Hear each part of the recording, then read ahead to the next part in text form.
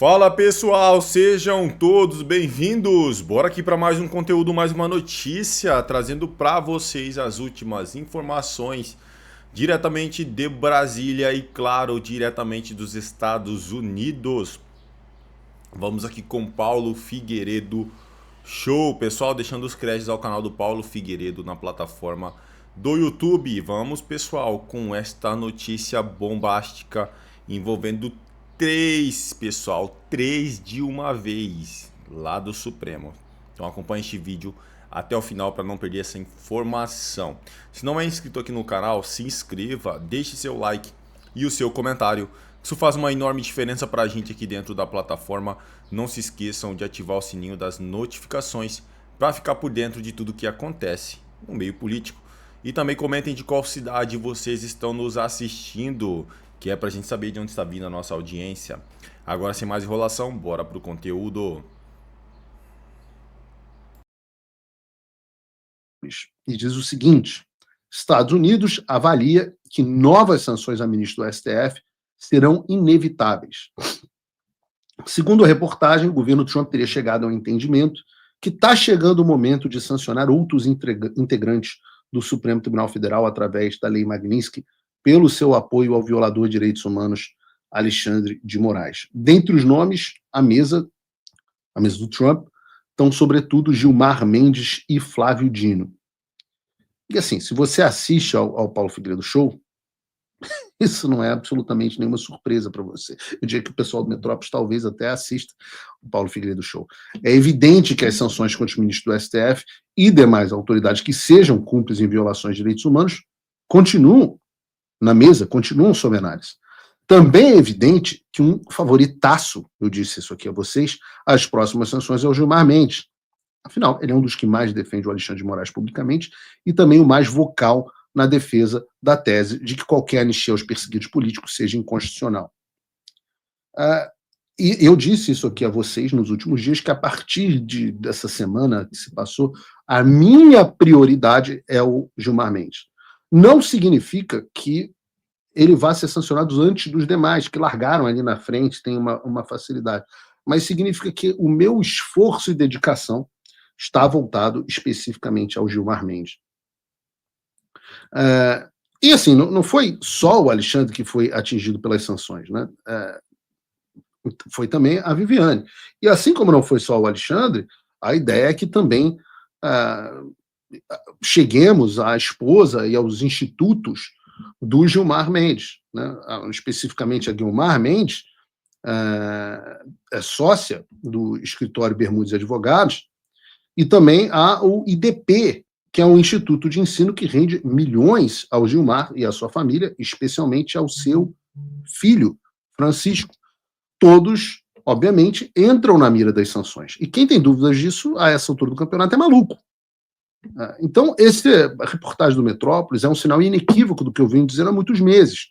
O Trump não vai recuar, não vai ter acordo caracu, e a única saída começa com a aprovação, como dissemos, de uma anistia ampla, geral e restrita. Porém, contudo, todavia, entretanto, como eu disse no início do programa, a imprensa está confusa. E está confusa porque, ao mesmo tempo em que eles relatam isso, há também quem publique a seguinte matéria. E essa é realmente esquizofrênica. Risco à economia dos Estados Unidos fez o Trump mudar a sua postura sobre o Lula e o Brasil. Entenda. Entenda é violento. Quem lê uma porcaria dessas acha que os Estados Unidos estão enfrentando uma crise econômica sem precedentes e que essa é a razão pela qual o Trump chamou o Lula para conversar. Ele está com medo que as tarifas ao Brasil possam destruir irremediavelmente a economia americana. Lembra que eu falei sobre o negócio do wishful thinking? É isso aí. Mas a realidade é mais essa aqui, que a Reuters publicou recentemente, há menos de uma semana. A economia americana cresce no ritmo mais acelerado em quase 2 anos no segundo trimestre. Mas beleza, vamos fingir que a gente acreditou no pressuposto mentiroso que o Trump está com medo do estrago que o Brasil pode fazer na economia americana. Ainda assim, eles estariam errando no final das contas. Porque, vejam, Uma coisa é o inverso da outra. Ou vem mais sanções contra o ministro do Supremo Tribunal Federal, ou então o Trump recuou por estar preocupado com a economia. As duas coisas reportadas pela imprensa não podem ser verdade ao mesmo tempo. Daí, ao mesmo tempo que eles falam que o Trump recuou e vai conversar com o Lula, tá lá o pessoal da Globo News falando que está preocupado com a reunião entre eles. Atenção, mídia do establishment, vocês têm que se decidir. Vocês passaram um tempão dizendo que a reunião era boa. Agora, a reunião é boa ou não? O Trump recuou ou vai sancionar mais ministros? Tem que se decidir. Por isso que eu falo, se você ainda se informa por esses caras, mesmo que minimamente, você fica completamente maluco. Tem um advogado, amigo meu, bem bolsonarista, que ele fica... Você viu o que falaram na Globo News hoje? Eu falo assim, com certeza não. E aí ele me fala uma asneira. Aí eu falo assim, querido, você tem que parar de ver essa porcaria. Porque os caras, dá para dizer que estão perdidos. Não só perdidos, mas... Elas estão elas estão elas estão controladas. Eles não sabem o que dizer, já é quinta-feira, e até agora, cadê a reunião do Trump e do Lula? Que ia acontecer e não aconteceu? Era reunião, aí depois virou teleconferência, aí agora estão dizendo que é uma ligação, daqui a pouco vai ser uma troca de zap, e nada da reunião fantástica, que teria sido uma vitória do Lula, ou, nas palavras dos ministros do Supremo Tribunal Federal, a Dani Lima, um respiro, uma luz. Nada dessa reunião aconteceu até agora. É porque vocês não conseguem reportar a realidade. Eu falo, é uma mistura de análise ruim, fontes que não são confiáveis e o wishful thinking. E o pior, vira e mexe, aparece alguém na direita caindo nessas mentiras e dizendo, oh meu Deus, está tudo acabado. Oh, e o que será? Quem poderá nos defender? E qual é a realidade? Qual é a realidade que a velha mídia não consegue reportar? A realidade é que já está ruim e vai piorar para os violadores de direitos humanos do Supremo Tribunal Federal. Mas não só para eles. Como eu venho dizendo aqui, cumprimento de sanção é uma questão de quando, não de se. E ai de quem não cumprir. E antes de eu comentar, vamos ver o que o próprio, já que eu falei tanto nele, vamos ver o que o próprio Gilmar Mendes está falando sobre isso. Agora sobre as sanções aplicadas pelos Estados Unidos a autoridades brasileiras, e há uns dias falou também sobre uma possível lei anti-embargo, algo assim. A minha pergunta é, enquanto não existe essa legislação, o que os bancos do Brasil podem fazer, aqueles cujas pessoas que foram sancionadas têm contas? Não, até aqui os bancos têm interpretado que as sanções não são extensíveis ou aplicáveis. É esse o entendimento.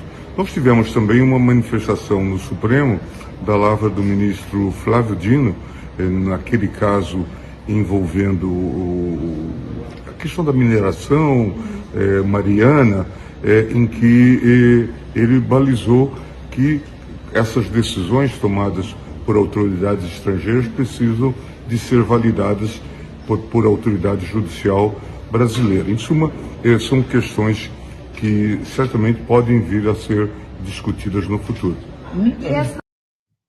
Eu agradeço aqui, Gilmar Mendes, a confissão de que os bancos brasileiros estão, até o presente momento, deixando de aplicar a lei Magnitsky na sua plenitude, por interpretarem que as sanções não são aplicáveis ao Brasil. E isso é engraçado, porque uma vez que tem operações dos Estados Unidos e estão debaixo da jurisdição americana, esses bancos são sim tratados pela lei Magnitsky como US persons, e, portanto, devem cumprir todas as sanções aplicáveis e aplicadas pelo OFAC. Mas eu sei que tem muita gente com Paulo Figueiredo Derangement Syndrome. Se eu falar, tem gente que vai escolher não acreditar. Então eu vou deixar alguém falar por mim. Por isso, eu vou ler aqui a carta que o congressista do partido do Donald Trump, o Partido Republicano, enviou ontem e que se tornou pública hoje ao secretário do Tesouro dos Estados Unidos, Scott Bessent. E essa carta se tornou pública hoje e realmente é impressionante. Diz, está aqui assinada pelo Congresso dos Estados Unidos, Câmara dos Representantes, 1º de outubro de 2025, a honorável Scott Bessent, secretário do Tesouro, a honorável Badray Smith, diretor do OFAC. Prezado secretário Bessent e diretor Smith, como membro do Congresso, escrevo para expressar séria preocupação e solicitar esclarecimentos sobre recentes sanções impostas pelo Global Magnitsky contra o ministro Alexandre de Moraes do Supremo Tribunal Federal do Brasil. Essa designação, anunciada pelo FAC em 30 de julho de 2025, é inédita na política externa dos Estados Unidos. Nunca antes um juiz em exercício da mais alta corte de uma nação estrangeira havia sido sancionado sob essas autoridades. A base para a designação, graves violações de direitos humanos internacionalmente reconhecidos, incluindo a supressão de liberdade de expressão e do devido processo, levanta questões fundamentais sobre o Estado de Direito e a governança no Brasil. Ao mesmo tempo, a presença contínua de um indivíduo sancionado em posição tão alta de autoridade judicial cria riscos de conformidade para cidadãos e instituições dos Estados Unidos que operam em um dos maiores mercados emergentes para investimento americano. Prestem atenção. Esta questão tem implicações diretas para proteção de investidores, especialmente para fundos dos Estados Unidos, com exposições a ações, instrumentos de dívida e entidades reguladas no Brasil. Cumprimento da política de sanções, dada a possibilidade de exposição indireta através de processos judiciais ou regulatórios brasileiros. E estabilidade financeira, visto que o Brasil continua sendo um componente-chave dos mercados de capitais globais. À luz dessas preocupações, solicito respeitosamente que o Departamento e o OFAC forneçam respostas às seguintes questões. 1. Obrigação de conformidade. Quais obrigações específicas se aplicam a instituições financeiras, fundos e gestores de ativos dos Estados Unidos quando um juiz sancionado permanece ativo no Supremo Tribunal Federal do Brasil? 2. Exposição indireta. Como o OFAC avalia e mitiga a exposição indireta quando decisões judiciais, ações regulatórias ou transações supervisionadas envolvem o ministro Alexandre de Moraes? 3. Mecanismos de aplicação. Quais medidas serão tomadas para garantir que os cidadãos dos Estados Unidos não se tornem inadvertidamente não conformes quando decisões legais brasileiras têm a autoridade de um indivíduo sancionado?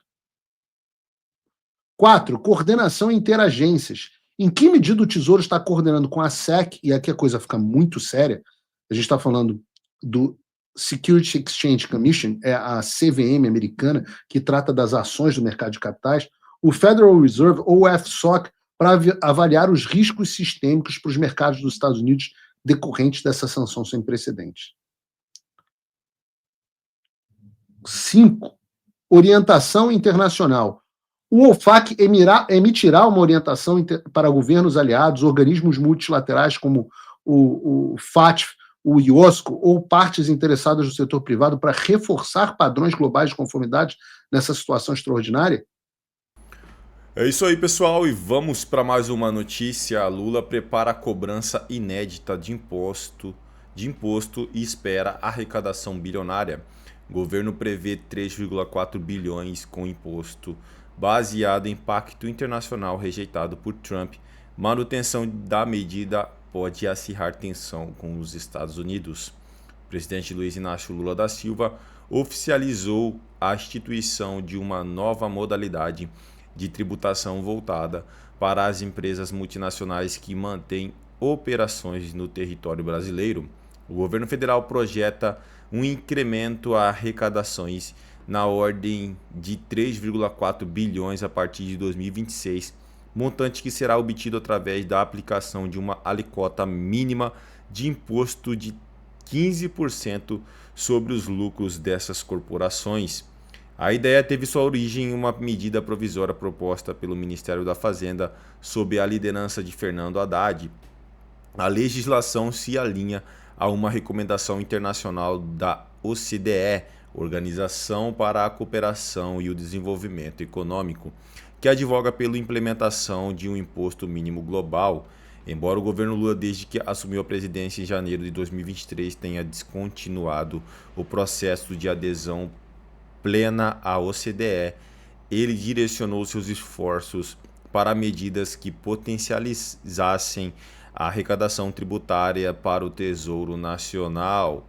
Segundo as diretrizes da legislação recém-aprovada, todas as empresas multinacionais com um volume de receitas igual ou superior a 750 milhões de euros em pelo menos 2 dos últimos 4 exercícios fiscais terão a obrigação de recolher no mínimo 15% de imposto sobre seus lucros. Caso o valor de imposto pago no Brasil fique abaixo desse patamar mínimo, a diferença apurada será acrescida e cobrada via CSLL, Contribuição Social sobre o Lucro Líquido.